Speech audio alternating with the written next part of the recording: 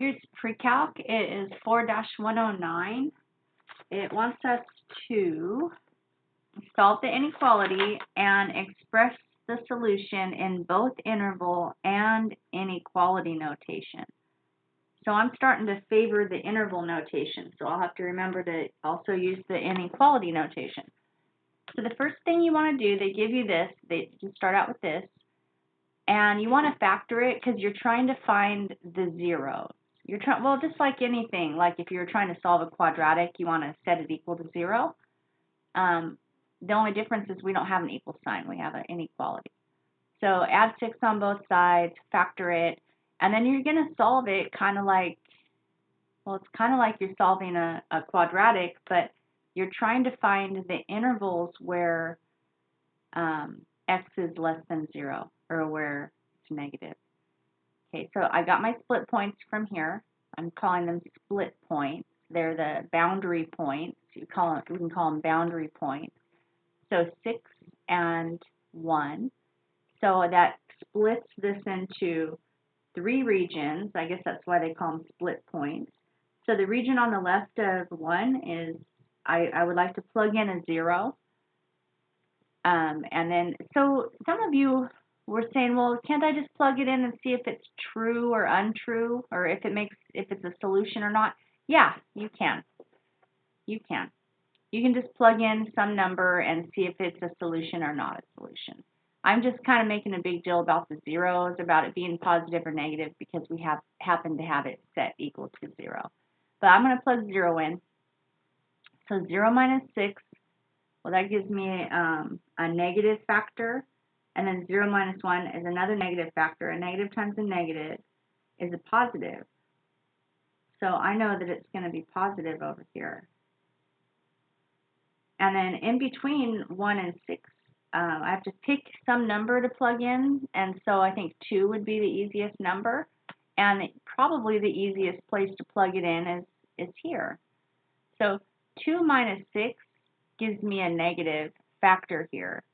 And 2 minus 1 gives me a positive factor here. And a negative times a positive is a negative. Now I'm going to check this region over here. 7. So, well, I mean, anything bigger than 6 I can use. So I'm going to say 7. So 7 minus 6, that gives me a positive factor. 7 minus 1, that gives me another positive factor. If I multiply them together, I get a positive. So the reason we're even doing it this way is because we're trying to save time on calculation. Like, we're trying to save you time. Like, instead of trying to calculate the exact numbers, we're just trying to find the solution regions. So then I look back at what I was doing, and it's wanting for this function to be less than or equal to 0. So that means that they want the negative where it's negative. I can see that it's negative in between 1 and 6. And that's what I do like about interval notation, is I can just write 1, comma, 6. Kind of like these little things are denoting what the interval is. I could even like write them right here, huh? I think that might be where it came from.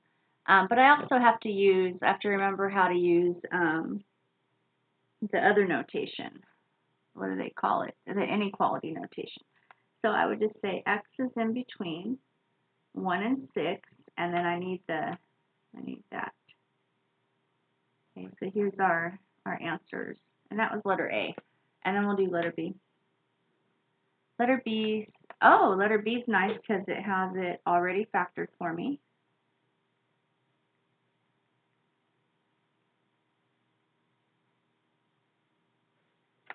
So I'm just making this little chart just to help me do my calculations here.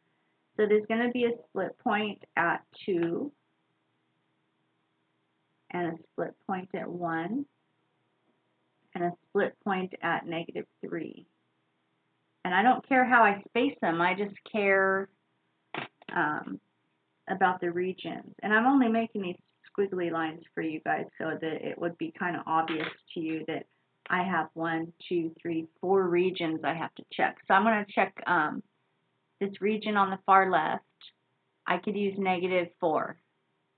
So -4 minus 2 gives me, this is going to be negative.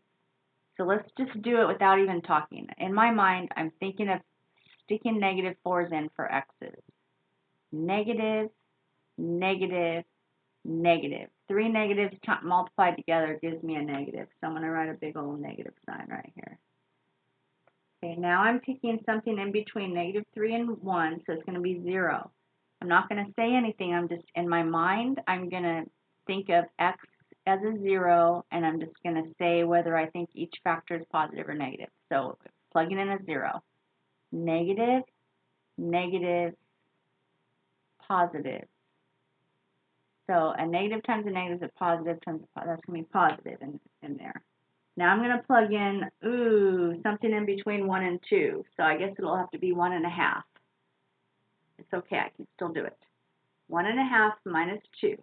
That's going to be negative, positive, positive.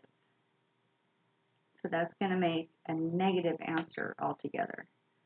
And then something bigger than 2, let's say 3. Positive, positive, positive.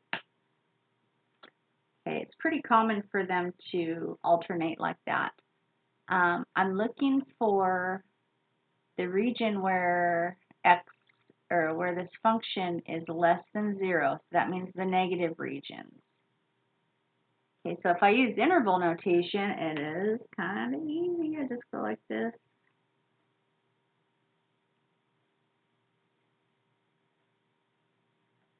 And then for this region, I'm just going to go like that. If I want to use inequality notation, I can say, well, x is less than -3. Is that right? X is less than -3. And x is between 1 and 2.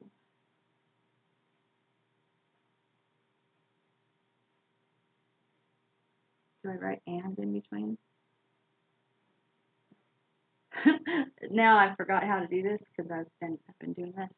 I'm going to check that answer for you real quick. 109.